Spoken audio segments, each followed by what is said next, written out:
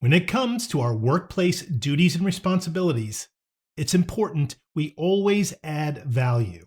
This applies whether we're an employee within a company or an entrepreneur in the marketplace. When we add what our companies and customers value, we maintain a competitive advantage. What we don't realize, however, is how often we create waste instead. And it happens way more than we think it does. In this video, I'll reveal where we create the most waste and how we can stop doing it so that we can provide the highest possible value and maintain that competitive advantage. Hi, my name is Shawn Sommerkamp, and this is Motivationeer Christian Coaching.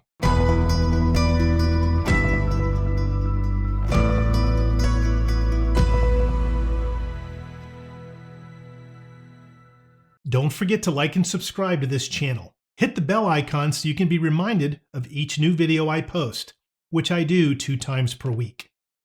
You can also become a Motivationeer member by going to my website at motivationeer.com and joining.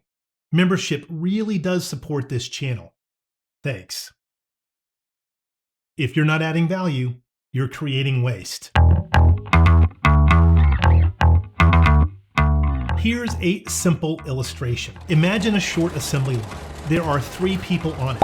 Person 1 receives the product and attaches a part to get it one step closer to completion. When it goes to person 2 picks it up and just looks at it, then places it back on the conveyor and it moves to person 3. Person 3 adds a final piece, making it complete. It's now finished and ready to be shipped to the customer. Flux capacitor. How much value is person 2 adding to the final product? Well, the answer might seem obvious at first. None, right?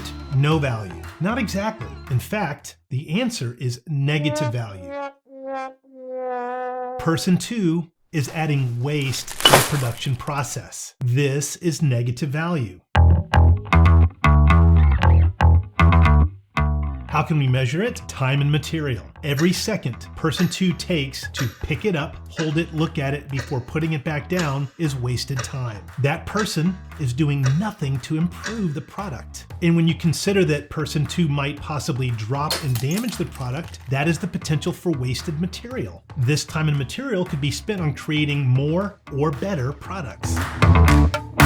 So how does this apply to us as employees within our own company? Anything that we touch where we're not adding value, we are creating waste, just like person 2. For example, when we join meetings or conference calls and we're not really needed on them, we sit there and say and do pretty much nothing. When people walk into our office to talk or call or text us for a discussion and nothing is really accomplished.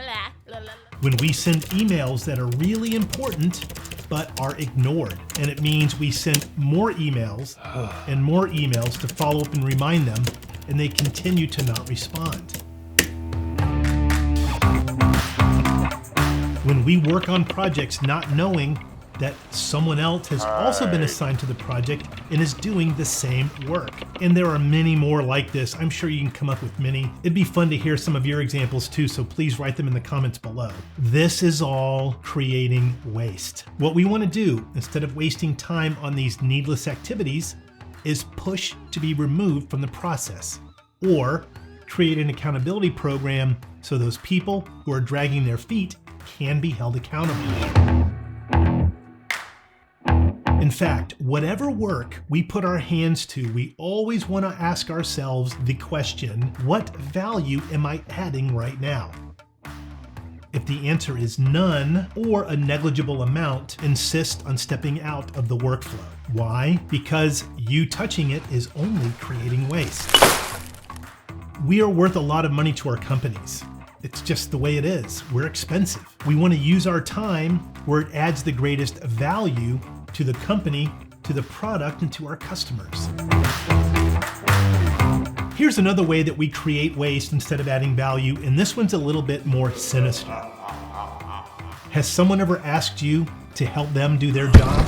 When we step in and do someone else's work for them, even though we think we're doing them a favor, we are really creating waste. How? We're hiding a defect in the overall process workflow. That employee, they're either not cut out for the job or require a lot more additional training, if they are always asking for other people's help, and if they won't make the necessary changes to bring their performance up to par, it might be best for them to find somewhere else to work. Sure, we can absolutely be kind and help out once in a while. I totally agree. That's the loving thing to do. That's the Christian thing to do. And yet, if we are frequently covering for this person, what we're doing is hiding a real wasteful problem. After all, it takes great leadership to shine a light on the things that are hidden. In the long run, you will do them, yourself, and the company a great favor by doing so. In summary, the more value we add in our professional role, whatever that is, the greater our competitive advantage. Let's get in the habit of asking ourselves, what value